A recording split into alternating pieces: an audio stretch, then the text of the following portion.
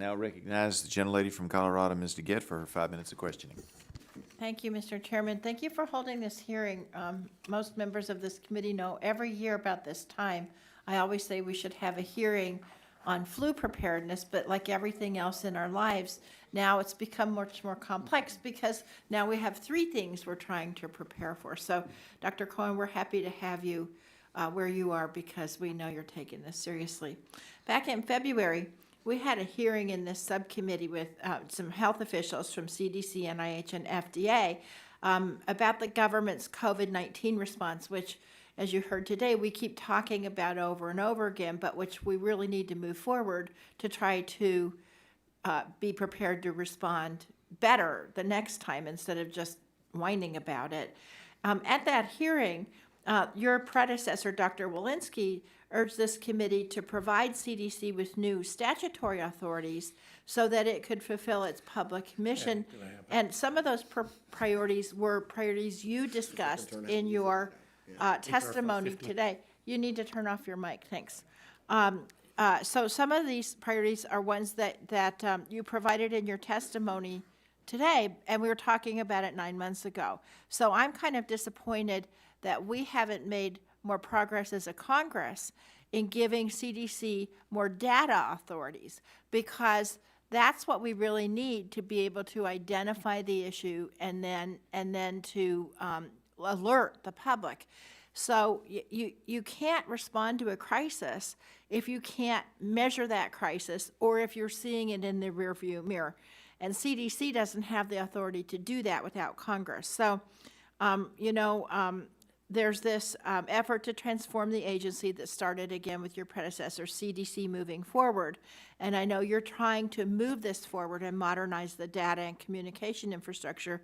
Can you give us an update as to your efforts and let us know what you still need so we can work in a bipartisan way to give it to you? Thank you, Representative DeGette. Yes, our data infrastructure is critical to making sure that CDC is the national security asset that we need. And a lot of work has been done, and I think there's a lot of success stories.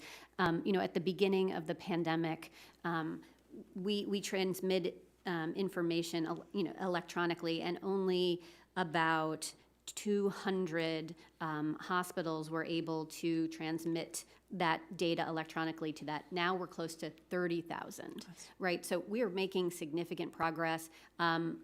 As a state official from North Carolina, that data was incredibly important to us, and again, wanted both that information to be at the state level and the national level, because I know that our borders were really important. I needed to know what was happening in South Carolina because Charlotte is right on the border there, right? So having information and visibility across borders is really important, and so we need to make sure that we have a national picture of what is going on, and that is the importance of these data authorities.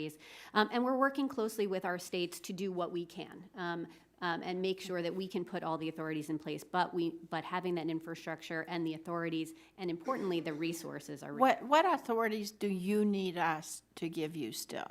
Well, so I want to touch on resources because I will say in our current budget and the way it looks in the House, they zeroed out investments in data infrastructure. That is just not going to be compatible with a successful CDC. But there's also authorities that allow for us to collect data in a way from both our healthcare partners and our state and local partners in a way that allows us to have that visibility. So we are also happy to work with your teams on how to structure that. We're always talking about data in this case that is de-identified. We're very focused on making sure we're protecting privacy as we make sure to collect this data, but it is really important.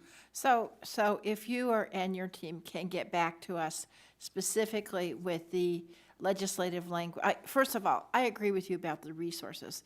If we're going to sit here and collectively say we need to do a better job if there's a new pandemic, we can't zero out your budget for data collection. That's insane, and I don't think that'll happen in the end.